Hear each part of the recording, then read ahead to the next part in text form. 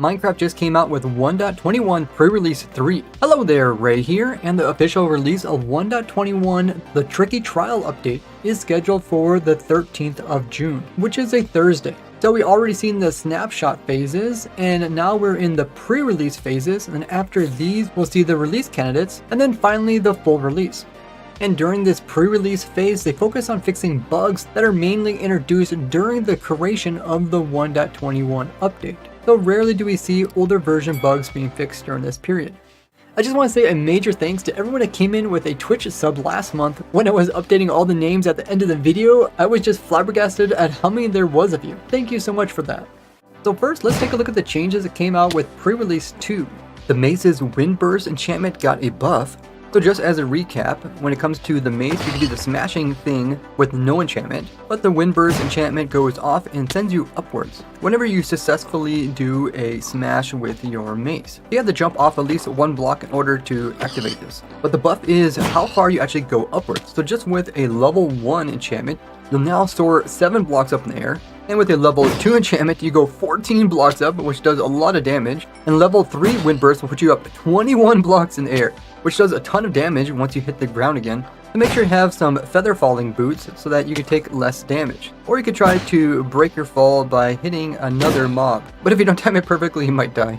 This buff is pretty nice since they have been mostly nerfing the mace. Probably the overall hardest nerf on the mace is that you can't get the mace to activate while just jumping. You need to have like jump to or jump off of a block. But bringing back a higher jump with the Windburst is really cool, but it also comes with the downside that you could end up taking so much damage that you end up dying, as the damage is only negated once you hit the ground and hit a mob at the same time.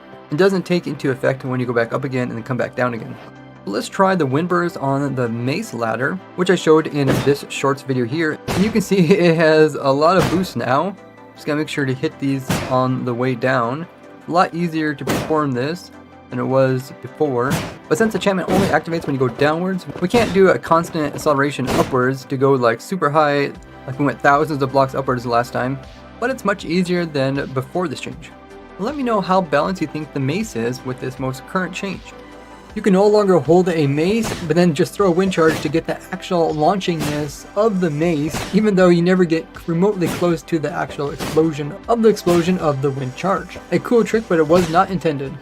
We also got a bug fix about the color of the names when it comes to different types of items. Notice we got some white, yellow, pink, and even light blue. So white text are items that are considered common, yellow are uncommon, light and blue is considered rare, where pink is epic, being the rarest type. And they came in and added in more colors for the different new types of patterns. Copper doors were copied over from wooden doors and accidentally had this hashtag wood door tag on them. So that was removed, as well as their ability to be mined using an axe as a tool. And copper doors can't be used as fuel anymore like their wooden counterparts. Now they don't want you to get tons of slime by using oozing potions onto them, so they also made it so that the lingering potions won't be decreased if slime is sitting inside of it, since the slime itself can't even get the effect. They did a similar thing to silverfish, so that silverfish won't decrease these infested lingering potions, but you can always have other mobs in here which will reduce it. Something we noticed in the previous pre-release was that when you place down Ender Crystal, it would immediately explode. And apparently they accidentally made it so the end crystals were taking fire damage, so they removed that again. But it does remind me of the old bug where pushing ender crystals while they're on fire would make them blow up just like this. Now with the obsidian platform being changed so it will break down any blocks that are inside of that area, you can see it converts all that endstone where the platform generates inside of the mainland island down into endstone blocks. So now you'll no longer get spammed with a whole bunch of endstone, but the platform is still able to break any endstone that you place in later in. So the crazy auto mining machines that I showed previously still work. By the way, if you haven't seen my shorts video on more ways to use the auto mining, make sure to check out that video. I'll also put it in the description. Not only does it show a bunch of cool tricks, but it also answers a lot of common questions you guys had in the previous snapshot video. They added it so that even though you are writing something else, when you throw a pearl through a portal, it'll still be able to teleport you onto the other side. Now, some of you were asking what happens if you throw a pearl through this portal into Nether and then have another Nether portal on the other side to let it go back into the overworld. You can see my pearl is going through this portal here, and if I happen to load the other side, it actually shot all the way over here into unloaded chunks, but what I was actually doing was I was shooting a pearl out of this portal and I was trying to shoot it into this one and make it go through this one and then have it land over here.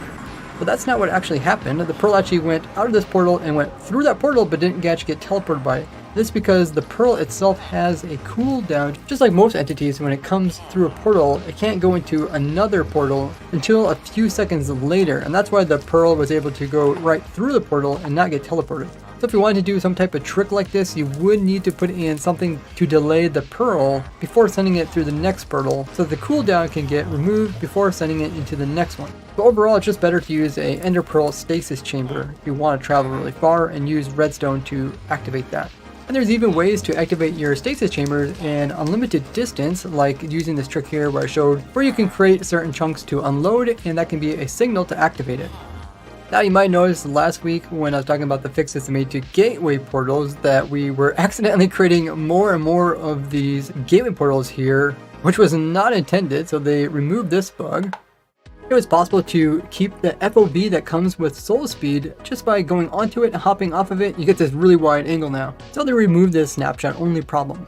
And there was 3 crashes resolved, one about updating, one related to Lesion entities going through different dimensions, and the last about crossbows with multi-shot crashing once they ran out of durability.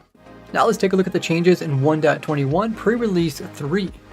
Apparently there's some kind of weird glitch where you could actually fall off of this lower slab, and by falling off of it you could then jump up to this taller block. Notice that the height between the slab and the top of the next block is 1.5 blocks. And normally you can't jump up 1.5 blocks, but this technique known as blip ups makes it so you can actually reach these heights, and apparently this was possible in some past versions, but then they kind of fixed it. But then more recently in this version, their fix actually made it easier to do this trick and actually reach much higher heights. Now, I've never been good at parkour, but this seems like something that parkour players could probably use to like somehow access really hard to reach areas. Let me know if you guys are into parkour and if you've ever heard of this or used this weird technique. But in this version, they say that they have completely fixed it now. This next one has to do with the markers on the map.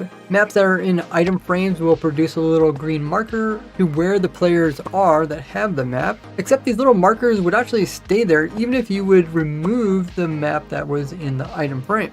Now you can no longer get a bunch of these markers with people on whenever the map is removed.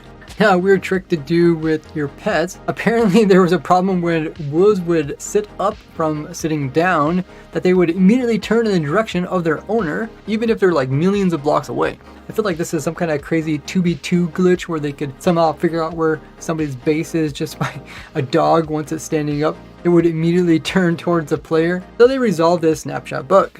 They also fixed a few odd bugs related to leads and boats. Now, one of the weirdest ones I accidentally noticed while I was goofing around with these during our live stream is this one where you have boat on a lead and then you relog. Once you come back into the game, all of a sudden the lead is missing, so it looks like you just have a boat that's following you.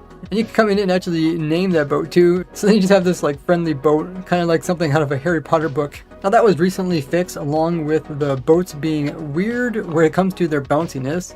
They can end up getting really bouncy and actually bouncing higher than the player, which was also put back to normal. And boats will no longer do this weird visual turning to face the correct direction. Now, having this exact boat rotation based on the player's direction of placement is actually useful. I showed how this can be used to have the player place in like a second boat in like an ice road in order to get very precise angles so you don't run into any walls. Because as soon as you hop in the boat, you get the exact same direction as the boat is facing, and not the direction which you originally were facing before clicking into the boat. This is great to precisely align the player in survival. And you can see me come across all these weird tricks live during my live streams, where I test all this stuff on my testing server. And this server is open for you guys to even join. This is all thanks to Bisect Hosting, who are a Minecraft server host who make running Minecraft servers easy, while also being easy to customize so you can add in your own mods. If you use code RAY or the link in the description, you can get 25% off. And thank you everyone who took advantage of this, as it also helps me out. I'm probably currently right now designing some behind the scenes machines for 1.21 Minecraft. So check me out live with the link in the description, or see one of those other videos I mentioned. And as always, leave a like and I'll see you guys in the next one. Bye bye!